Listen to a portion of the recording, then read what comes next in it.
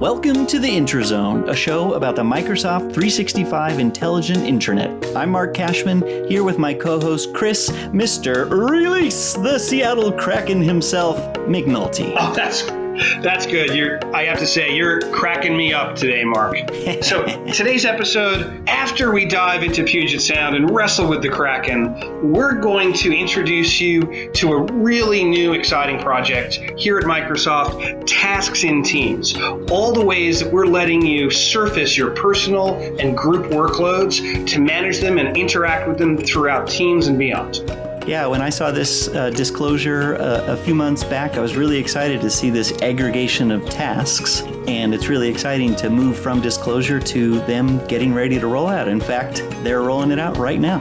Yep, which is why we thought it would be great to chat with Shin-Yi Lim, who is our product marketing manager for Planner and Tasks and Teams, and her colleague, Howard Crow, who's the partner group program manager for Tasks and Planner engineering. And our goal today is to really help you understand what that team is up to and help you focus on the clear use cases for how you track bundles of work, both as an individual and as a team. And I think that last part is really the crux of it. We'll really dive in to understand the technology and the strategy behind it and hear from both Shin-Yi and Howard in their approaches for marketing and engineering.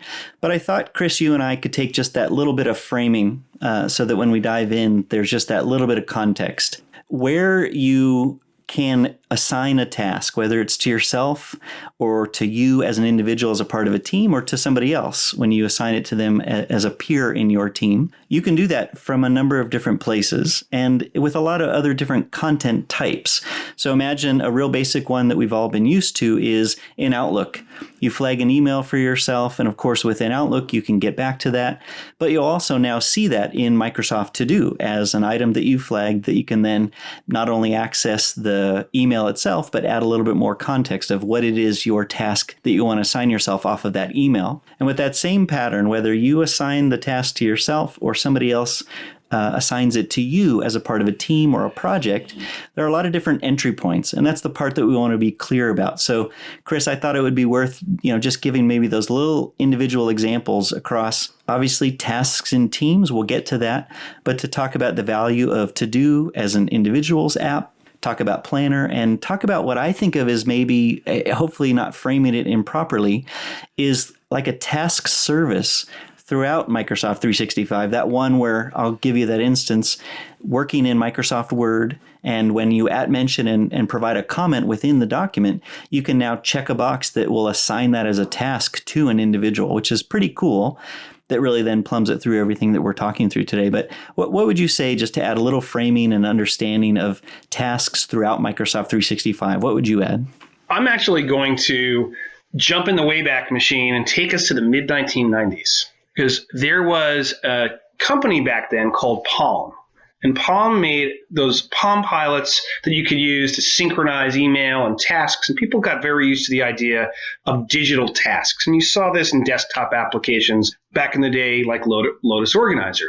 Why does this matter? Well, in 1997, Microsoft rolled out Microsoft Outlook. And Outlook had a great task interface that's inside there. People have lots of reasons to track their activity. When I remember something I need to do, I want to write it down so that I can get back to it later on. Over time, you've seen that paradigm kind of get extended to lots of different places. Throughout my pre-Microsoft days, one of the things that I spent a lot of time with, Mark, you might not know this, is I wrote something called the Project Server Maturity Model. Did an awful lot of work with Project Server. I can visualize it in my head, the task, not only that you assigned, but it sounds like you accomplished it. I did accomplish that. And a lot of it was to help organizations understand when you were ready to take advantage of the power of something like Microsoft Project or Project Server, and when you were looking for simpler tracking mechanisms. Over time, that whole idea of task tracking, has shown up throughout Microsoft applications and beyond.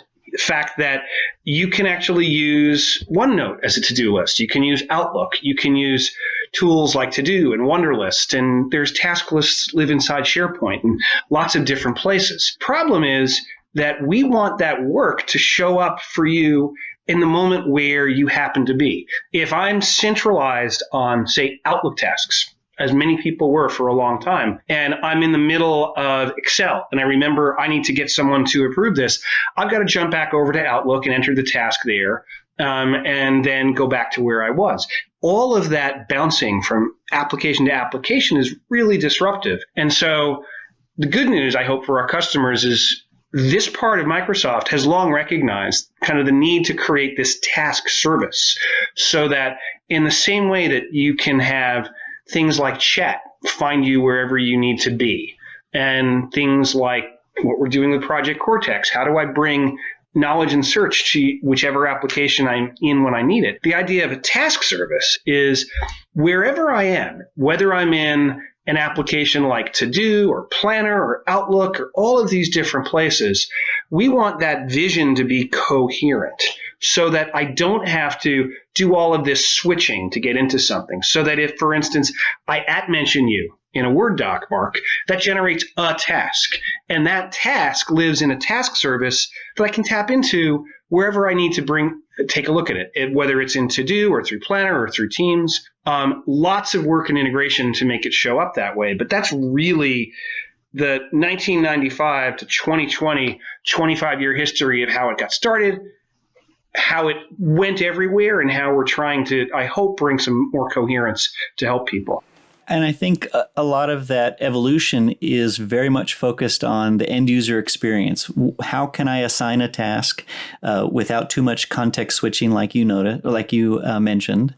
And then, of course, how can I see all the things that I have done, all the things that I need to do? Are there ways of grouping those that make sense to me, not necessarily dictated by another, but not necessarily changing the task itself? And then in that aggregation, especially as we get more and more traction in Teams, to be able to bring not just tasks that are assigned in Teams, but to have that be that aggregate view. And even more so than just seeing the task, but actually being able to track the progress on how you're doing across all your tasks, to be able to see kind of the analytics or the metrics of your tasks, I think is really helpful for the individual. There is another side to tasks, especially when you think about the task management space, which is how IT and admins cannot monitor tasks, but can monitor the progress of a team. Think about maybe a broader general manager of a region that is able to see how everybody is doing across different branch offices. And from a task perspective, they might have a new campaign or a new store or a new region that's opening up. And they can actually turn to the side of task management, which is task publishing. And that's something that once somebody has awareness of how they can manage and push this out, it helps keep everybody on task, pun intended. And that can be attributed to store managers, employees, first-line workers, but it's something that it is manageable to push out. And then back to the individual, the experience of it, they would be able to see, oh, I have a new task. It's been assigned to me from this individual or this kind of governing body in terms of how they're doing this across the entire world or region or different states and cities. But I think it's one area where we talk a lot about the end user experiences. We talk a lot about how you can get visibility into your tasks. But there's also that notion of IT management that I think helps a lot with keeping everybody going in the same direction, especially when it comes to some of these detailed tasks to make sure that we're accomplishing what needs to happen. When you think back into 1995, how would you have thought about the admin side of task management? I couldn't have imagined it then, right? It was intensely personal. And if you think about the philosophies of 95 and 97, we wanted to take things which might have been tracked in a centralized access database or an Excel file somewhere and create an experience that I might even be able to get to in two places through my copy of Outlook and maybe something I had synchronized to one of those personal information managers. The idea of having that centralized view, I think, was kind of beyond a lot of people's reach. But, it's really exciting to see kind of where we've come and, some of the things that we're able to just start tapping into with AI to be able to suggest tasks that you should be tracking that you may not realize are out there. Definitely a lot more that we've done that we're going to introduce today, and certainly a huge potential to do more going forward. Yeah, even just hearing you phrase it that way makes me think of what a first-party experience, and within the Microsoft Graph, the actual content type itself, tasks is really being up-leveled as something that is attributed to an individual, is trackable, can be then viewed with smart ways and or very tactical ways. Here are your to-do items, here are your team plans, and to grow off of that, being a party to the Microsoft Graph, I think, like you said, is really important. Chris, I think before we talk to Shin-Yi and Howard, I want to pull an audio clip that my manager, Angela Byers, provided to our Inspire audience, but really the audience out into the world, because this is available to the public, around a framing for the collaborative work management, which is really our way of giving a tip of the hat to the industry and how they talk about it, but really also adding context to this broader portfolio of maybe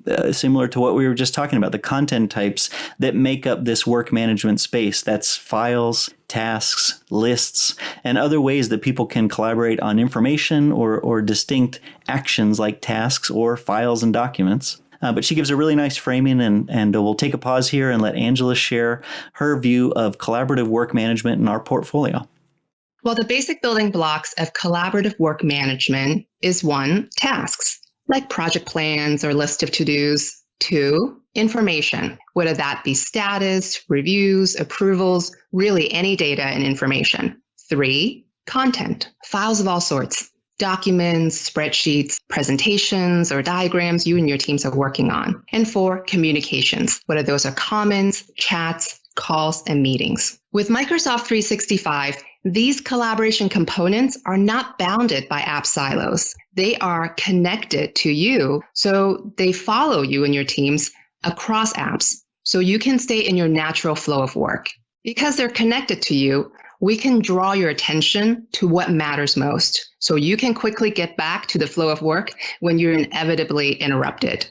And you can manage all of those collaboration components inside a single place. Inside Teams, you can call, chat, meet, you can manage tasks, you can track your workflows, you can organize information, you can share files, publish content, and build dashboards. And all of this with a single Microsoft 365 subscription. And with the enterprise-grade security and compliance that you need so you can manage content and information the way you need to.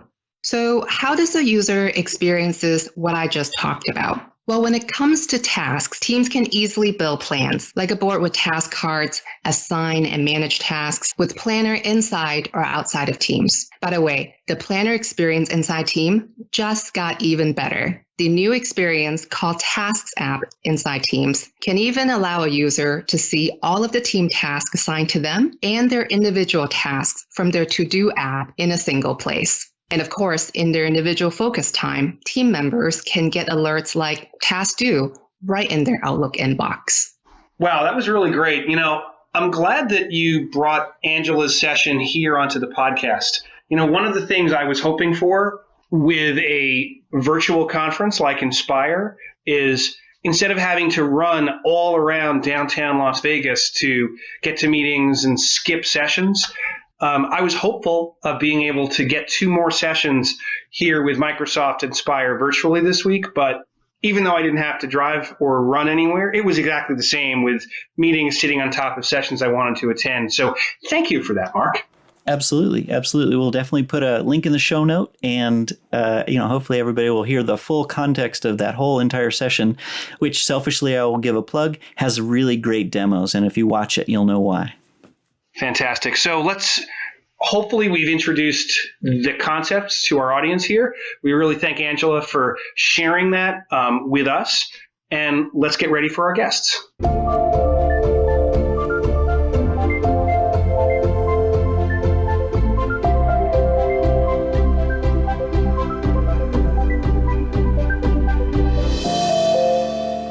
Up next on the Intrazone, today we're welcoming Shin-Yi Lim and Howard Crow from the Tasks in Teams organization. So Shin-Yi and Howard, welcome to the Intrazone. Thank you, Chris.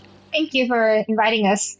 So it would be great to help introduce you to our audience if we could get a little bit of understanding of your history. How did you come to work at Microsoft, and how has that path led you to the tasks inside of teams or organizations? Why don't we start with Shin-Yi? I joined Microsoft about 7 years ago after grad school in the Windows Phone Store team, which went through an evolution to become the Windows Store team and now is part of the Microsoft Store team today. And now I'm the product marketing manager for Planner, and I cover tasks and teams as well, and task management capabilities across the Microsoft 365 apps and services. My history is probably shorter relative to Howard's history at Microsoft. Well, let's get to that. Shin-Yi, you and I are on the same team. Broadly speaking, we focus on the collaborative work management space, inclusive of what you do with files, tasks, lists, a whole lot of things in how people collaborate across different content types. And I say content types as my last thing because I think that's going to lead us into Howard. Because Howard, your path and mine crossed a number of years ago from a SharePoint perspective. But to hear it from you, what's your journey getting into Microsoft and all the way through to maybe your first role at Microsoft into what you're doing now? Sure thing. So my name's Howard Crow. I started at Microsoft almost 25 years ago. I came in as an intern. I was an intern in a group called the Internet Security and Commerce Group, and I was actually in the marketing org, and I was the marketing person who was in charge of marketing the work by a program manager named Satya Nadella. We used to sit next to each other in an office, and to Satya's credit, he still remembers my name to this day. Great people person, wonderful human, as well as a great CEO. But that's how I got into the company. And through the years I worked in business strategy. I then worked in SharePoint for 12 years, I think, from the very early days before it was even called SharePoint. And then about 8 years ago, I moved into the project team. Most people sort of know something of Project because it's one of Microsoft's first pieces of software. It was actually the second app that Microsoft made after Microsoft Word, and it's been around for 35 years. Microsoft has a long history there. It's a great app, great business. And what we saw about 5 years ago was this rise of more people wanting to manage their tasks and manage their work as content became digitized and sort of work became inundating to people. We just saw like a real need for kind of a lower end kind of task management tool. And that's when we created Planner. And we saw the rise of a number of different pieces of software in this space, and Planner has grown tremendously in that time as well. And then one of the big decisions that we made was when Teams was before it even launched, when it was starting, they came up with this idea of tabs inside Teams. And Planner was the first app tab that ever got created for Teams. And to this day, it remains the number one tab that gets created inside of Teams, within channels in Teams.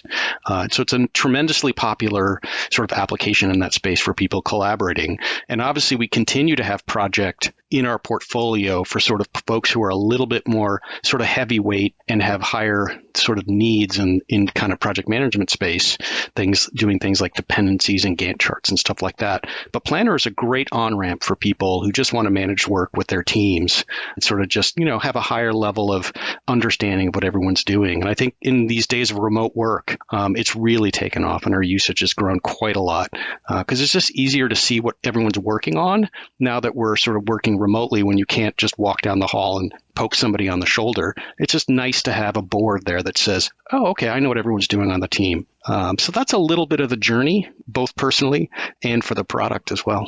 If I can use one of the phrases that I think is pretty common, portfolio management, it sounds as you've described it, we've got quite a portfolio of tools and applications and services that will support a customer that's on premises, a real highly focused project manager, all the way through to people that are managing maybe more in a lightweight fashion tasks for their teams, just as somebody who is assigned to help track some things.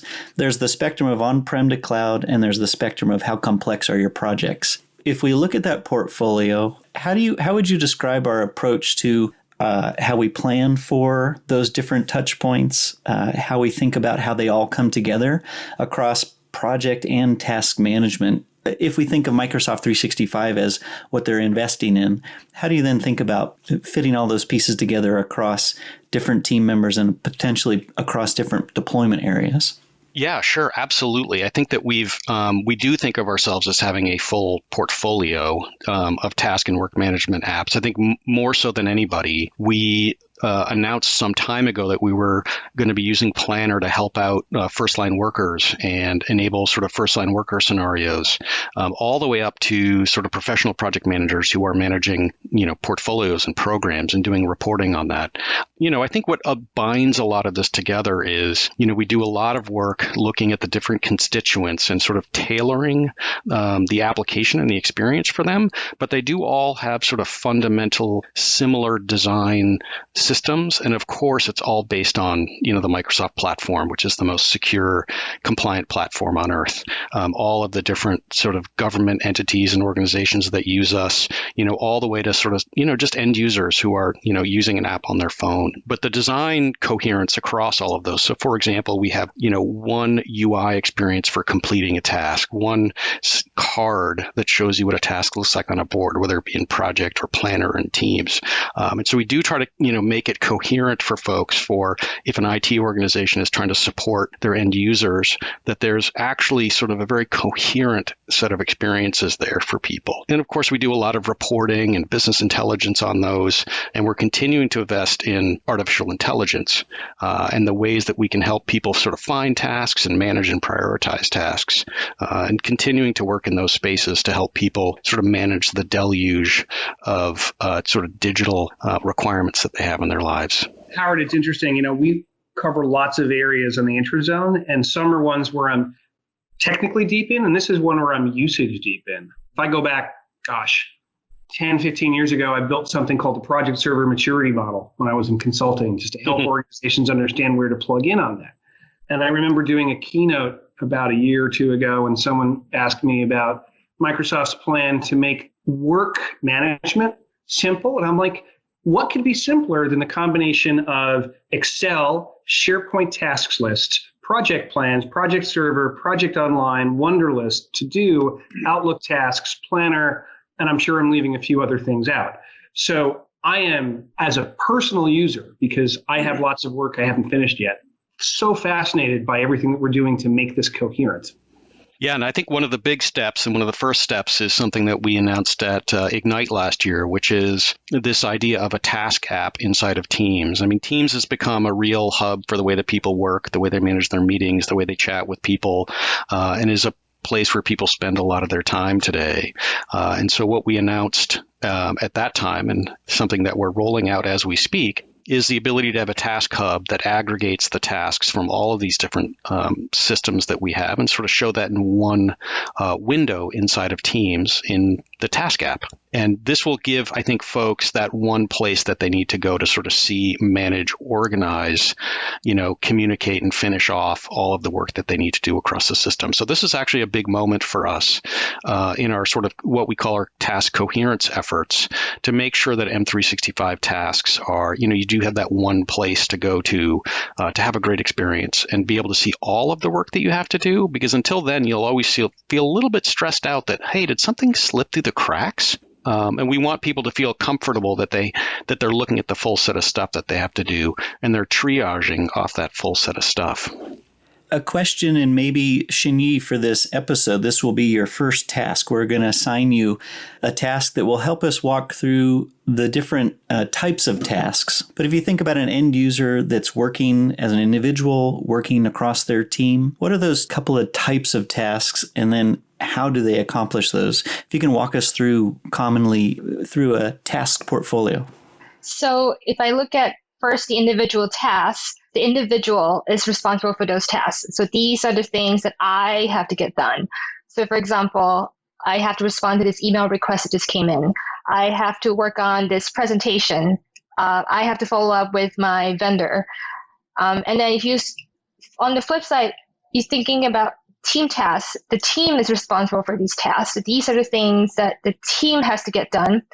And it's usually driven towards like a process workflow or an end product and goal. And like Howard said, like there's this need for visibility and transparency into what your teammates are working on. And so, for example, like we have to launch a marketing campaign, and then we have to plan an event, or we have to track customer support tickets. So there's just like kind of these two tasks that you have to balance, and what tasks and teams does is to bring those two into one view, and we're very excited for this rollout.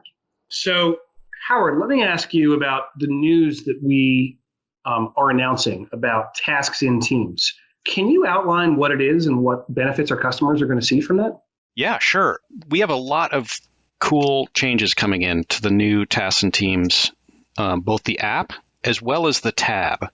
So we'll be updating the Planner tab inside of Teams. This is used by millions of people today, all across Teams, where inside a channel you can create a task tab that you can use to sort of manage tasks across your team inside the channel. One of the things that we're doing in there is we're bringing a new list view on top of that. So today we've got the board, we've got charts, and we have a calendar view, and we're going to actually have a new list view on top of that too, which will be great for people who just want to quickly sort of jot down a set of tasks in a list view. And so I think that'll be a really nice update for folks inside of all those tabs that people are using today.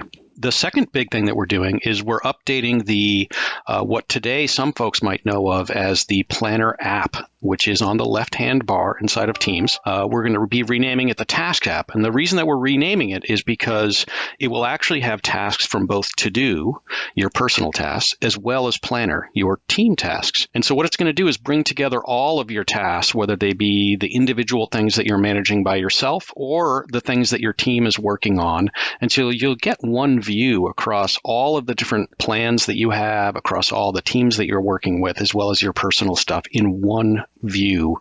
We think this is going to be really great for users who are creating tasks in different kinds of places across their organization. And Shin-Yi, when you think about what you both framed as this coherence that is now bringing together the multitude of different types of tasks, and obviously coming from different, maybe a set of teams that you work with, or just one team in your own personal tasks. But once we're in the Tasks in Teams app, what is it that I can do? What is it that one can accomplish when they work with their tasks? We talked about how you can quickly add a task and work with it. But when you think about the user experience, can you verbally walk us through what it would look like if somebody were using the Tasks in Team app? Yeah, sure.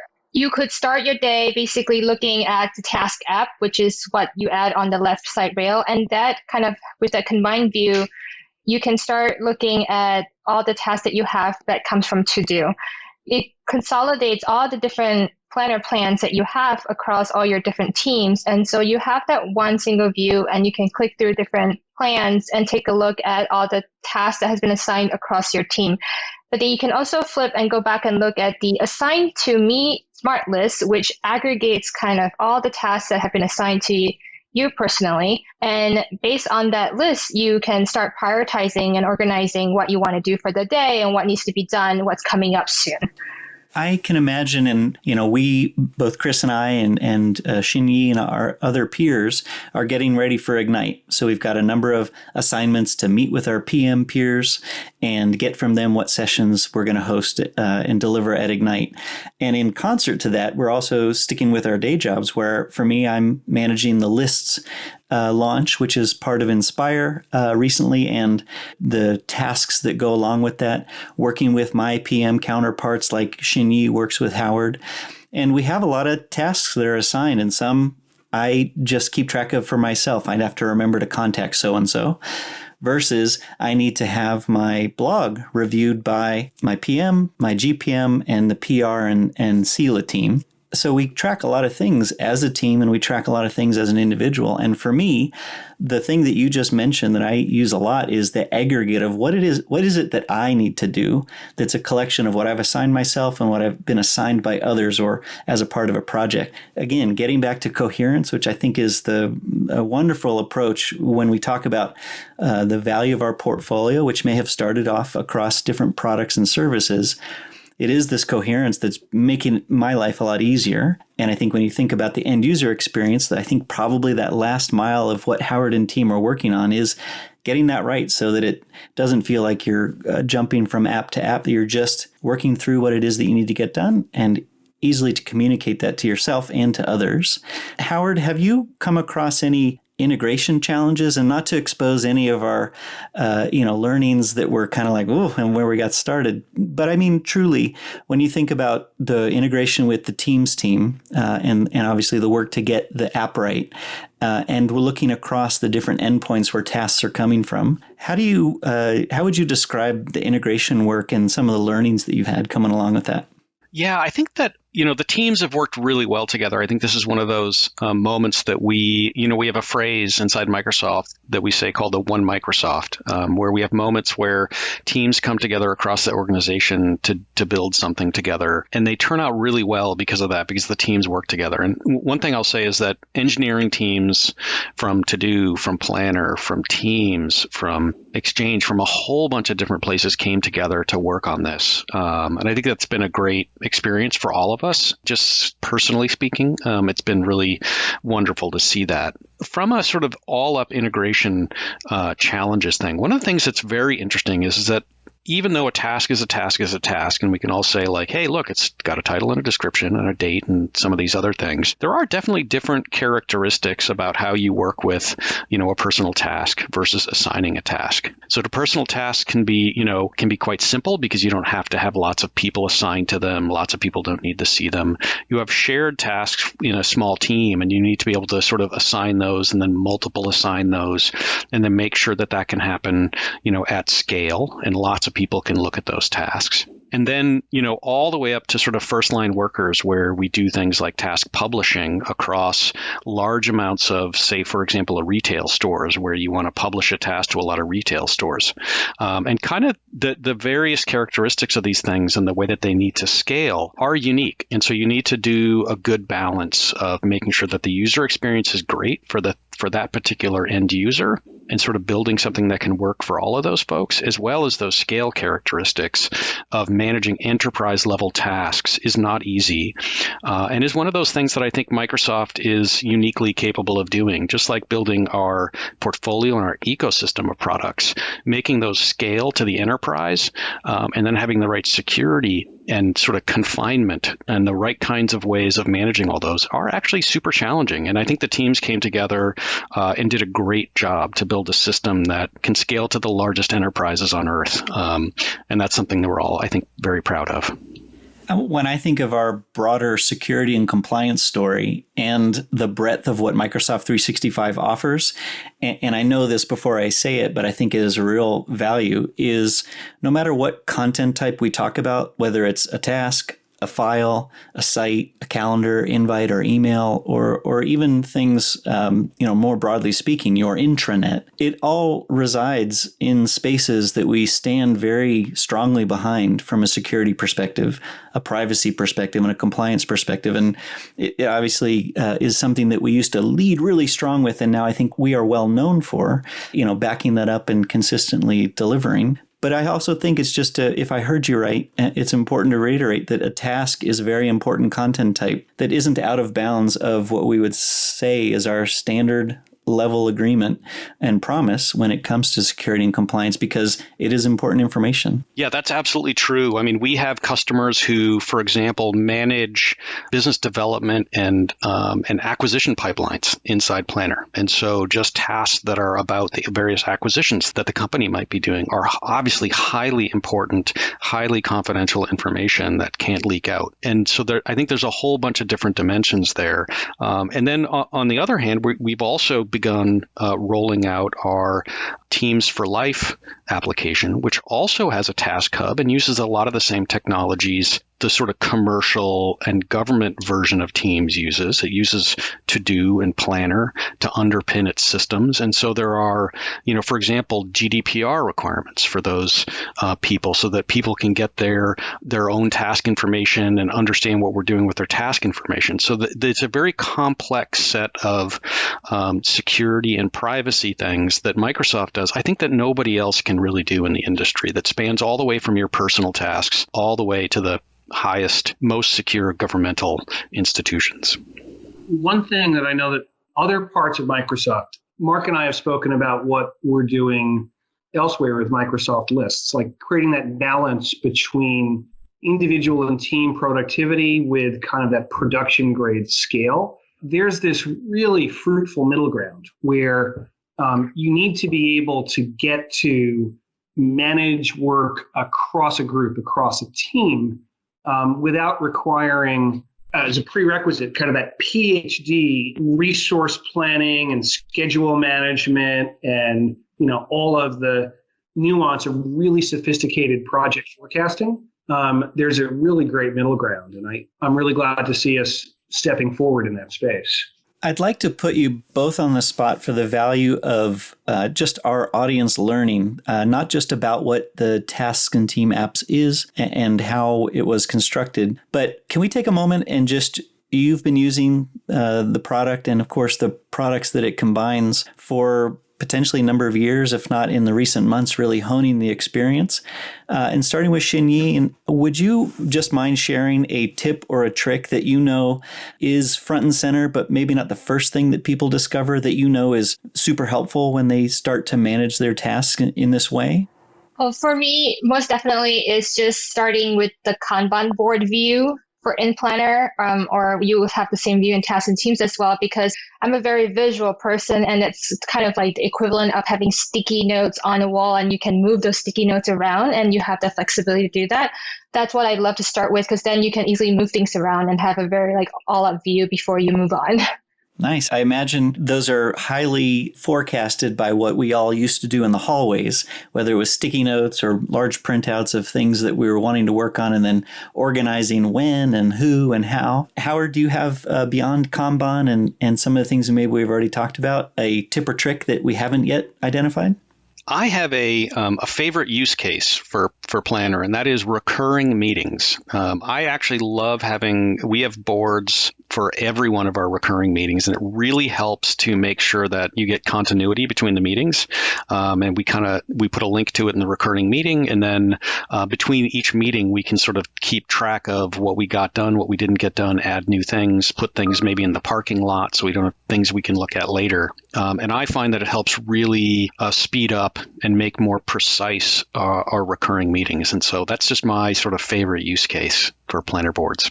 Very nice. Well, maybe on a quarterly or a yearly basis, we'll set a recurring task to have Shin-Yi and Howard on the Intrazone to give us an update. Happy to come back anytime.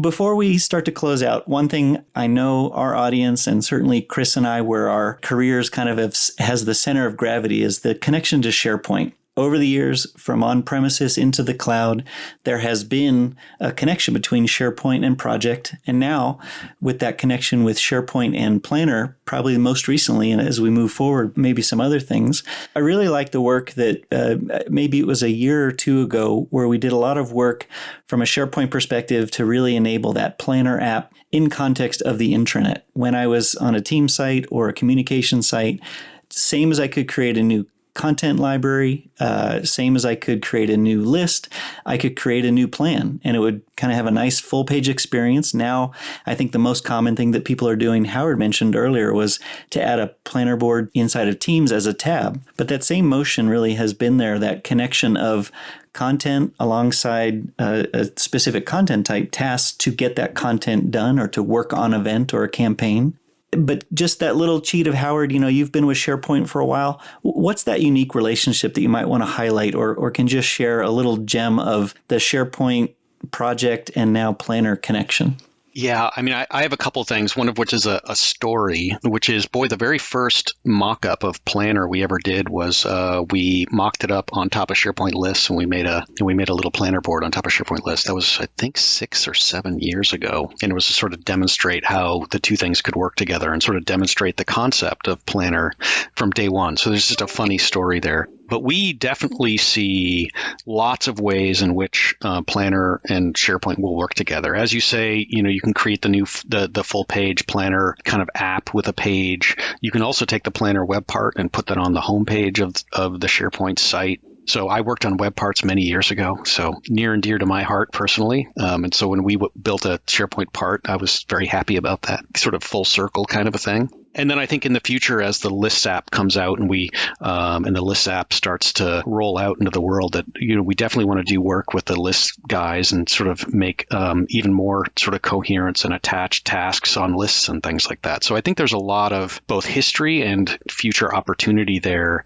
to bring tasks kind of everywhere, which is one of our internal mantras that we talk about, is tasks everywhere. And this idea that you can associate and create tasks sort of in any context that you're working in. One of the things that we announced a while back was the ability and that we've shipped into the Office web apps, but the ability to create tasks inside the Office web apps. Over the next year or so, we'll begin syncing those tasks into the Planner backend. And so you can, again, see all of the tasks that you have, whether they be coming from a document, coming from SharePoint, coming from anywhere in the Microsoft ecosystem. So you really get this full 360-degree view of all the work that you have to do. I love the idea of being able to @mention somebody and then check a box that says, actually, this is an important one to follow up with. I want to assign this as a task so that it has more visibility. Not only do they get drawn into the conversation, but that they can track their own work based on just that simple assignment of a task. And like you said, it's in Word. There's also the notion that I think you and team across a variety of apps and services to treat that truly as a service that you can expose in that same motion. And think of this in the future, we'll talk about a lot. If I mention somebody and to be able to assign it as a task, that should be something that should be a common experience. But to you, both Howard and Shin-Yi, when you think of that and other things that we can share or maybe have already been disclosed that we haven't talked about, how do you define the future of tasks? I can talk about kind of what we've already announced, which is, for example, the Cortana briefing emails that you're getting. And from there, we're already starting to use AI to kind of help identify maybe tasks that you've mentioned in your email and just kind of like tracking and making sure that you've either done it or track it in your to-do list. There's just, the possibilities are quite endless. Right, Howard? Yeah, I am a really big believer that AI and ML and tasks are kind of made to go together like peanut butter and chocolate. We think about it in a couple of ways. The first thing is that we want to help people find all the tasks that they have to do and make sure they don't forget anything. And that's a relatively kind of simple thing. But then moving forward, we really want to help people kind of get their work done and really sort of shortcut that. So you can imagine a world where, I type in a task and we can suggest to you, hey, here's some people that might be able to help you get that done. Or here's a couple of documents that somebody wrote that might be relevant to this task. And so there's a whole bunch of ways that we can help people, I think, get their work done faster, easier, without having to sort of look for things. Integration between tasks and Cortex, for example, I think is a great example of a place where you'll see us do innovation going forwards. And because we have and understand so much of people's work lives and the integrations and the way that people are working together in organizations, I think we can really help people just be more efficient and spend less time kind of maybe fumbling around looking for stuff. And I think that's where the real value of the task ecosystem comes in, and sort of our understanding of what someone's work life looks like can just help their whole work experience be sort of faster and less frustrating. Really excited to see us unleashing some of the potential of AI to do that. Glad to hear you mention, some of the things that we're talking about integrating with Project Cortex. I wish we could tell our audience more about those things, but you have to allow us to keep a couple of things a surprise. So, Shin-Yi and Howard, one thing that we want to end on is just to make sure people stay up to date with what you and the team are doing. We have a lot of different events and different places where people can go to learn more from the public roadmap, but specific to task management, tasks in teams, Planner, To Do, where would you say are the best places to keep an eye on everything that's going to come out from your space? I would definitely start with the Planner Tech community. That's where we're going to post all the latest news on Planner and tasks and teams. And we're also kind of in touch with all the task news that's coming out from all the other products. We also have a new task management capability webpage, aka.ms/task to learn more, and also aka.ms/planner to learn more about Planner.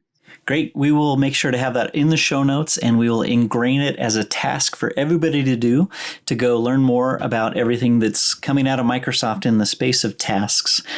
So we want to thank you for your time, and we hope that you have a great rest of your day, whatever your next task will be. Thanks, Mark and Chris.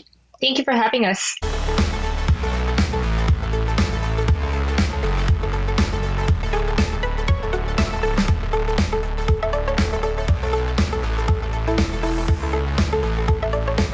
Okay, so whether we stay on topic or spread out a little bit, it's always interesting to hear what other experts are getting asked. So the questions that they're getting in their space or just in general working for Microsoft and working in the Microsoft 365 environment.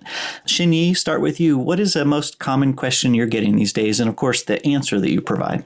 One of the questions I always get from customer meetings is kind of, well, do I use Planner or do I use To-Do? I would always kind of say it doesn't have to be either or. To-Do is designed for individual tasks. Planner is designed for team tasks. But we're about to launch Tasks and Teams, which will bring all of this together in one view. And the point is that you don't really have to pick one over the other. With the coherence work that we're doing, it will all flow. The tasks will all flow together, and you can just work where you need to work. Very nice. Howard, you must get a lot of questions either about your history 25 years ago, what it was like sitting next to Satya, but maybe more currently. What are you hearing as a most common question these days? And again, what's your answer? I get the request to have a Gantt chart in Planner a lot. I think that what we're seeing is people sort of start with Planner and they start to sort of grow up and want to do some more things. And I do think that that's a place where my answer is the Gantt chart is the heart and soul of project. And so if you're ready for that, then you're ready for project. All right. So now we know all about Gantt charts and what Howard and team are planning. Chris, what is your most frequently asked question these days? One question that people have asked me for a while is, what do I do to manage the tasks? And I want to offer guidance and a tip. For a while, in the last few years, I was really excited that Microsoft Power Automate was able to have a flow that would watch Outlook, and when I flagged a message in Outlook, automatically generate a task for me in To-Do. Over the past months, the need to even have that integration has gone away.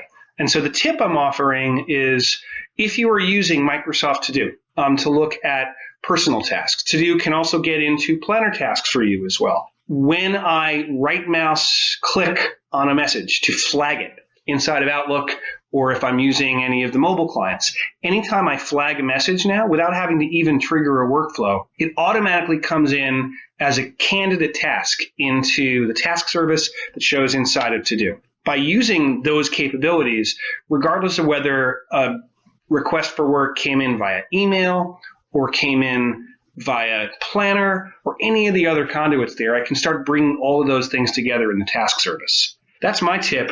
Mark, what's a question that you've been hearing about lately in this space? My tip that's very related to what we're talking about is triggered by another capability that we're bringing to market, which is called Microsoft Lists. You might have heard about it, Chris. In fact, we brought that little something to the podcast not too long ago. But with the introduction of Microsoft Lists, a very common question that I've been getting is, how does Lists differ from Microsoft To-Do and Planner? And by proxy, the inference of tasks and teams as well. And I do think there's a lot of value. Again, if you think back to what Angela shared earlier, it's a portfolio of offerings that is meant to complement each other. Microsoft Lists is an information tracking app that enables teams and organizations to manage a process or workflow, while To-Do and Planner are purpose-built, specifically designed to help individuals and teams manage their work using tasks. And to help differentiate that, commonly when a task is completed, it's hidden from view. It's not gone, but it's hidden from view. With Microsoft Lists, on the other hand, you enable users to collect, view, filter, sort, collaborate, and share structured information across status, lifecycle, ownership, and more. And of course, we've talked a lot about what you can do with lists to really customize them and make them your own. And that lists integrate with the Power Platform to even further that design and build some of that extensibility with custom forms and custom flows. And I think the net of it is they really focus on doing very different things. I think the notion that they look similar by design is a lot of the feedback I've gotten of why people are asking that question. But to really rationalize this value of managing your tasks as an individual or as a team, that's to do in Planner, and working with information longer term that really is meant to be very collaborative and highly structured in terms of tracking a lot of different details about each list item. When we talk about thousands of items, multiple columns, and being able to customize that, those are some of the things that I tell and talk about, and we have this written up if people want to read more about what each individual app does. But it's really the cohesive bringing together of them to focus on supporting the broader set of how do people work with a lot of different types of content as a team. Long-winded answer, but hopefully a good description on the difference of the tools and how they work together. Well, thanks, Mark. And as always, to those of you in our audience, if you have a question that you haven't heard answered about this, please write to us through the podcast, and we would love to feature your question on an upcoming episode.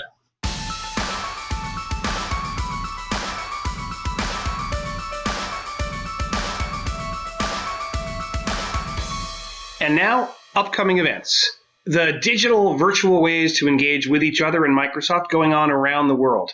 One event which is no longer upcoming is Microsoft Inspire. That's definitely something we today put in the rearview mirror. Really happy that we are able to engage with such a broad audience. We'll provide links where you can watch sessions about tasks and all the rest of the M365 goodness on demand.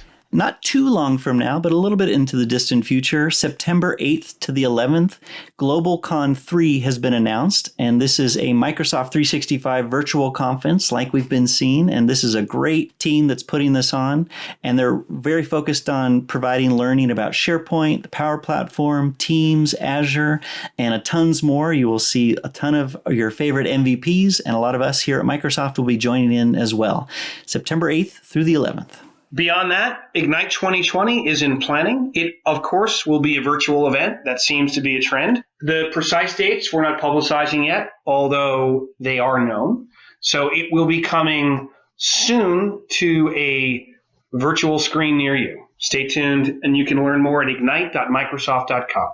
And of course, there's always a lot more in planning of conferences, big and small, first party and third party, that will be future September and on. And we'll make sure to share more about that in future episodes, a lot of which I think will be getting back to more regionally focused. So there are a lot of things that we'll share as we move into the future. Well, Mark, another task proudly accomplished. We've finished yet another recording of the IntraZone. Word to our audience, as promised, we will put links to everything that Shin-Yi and Howard shared about tasks in Teams into our show notes.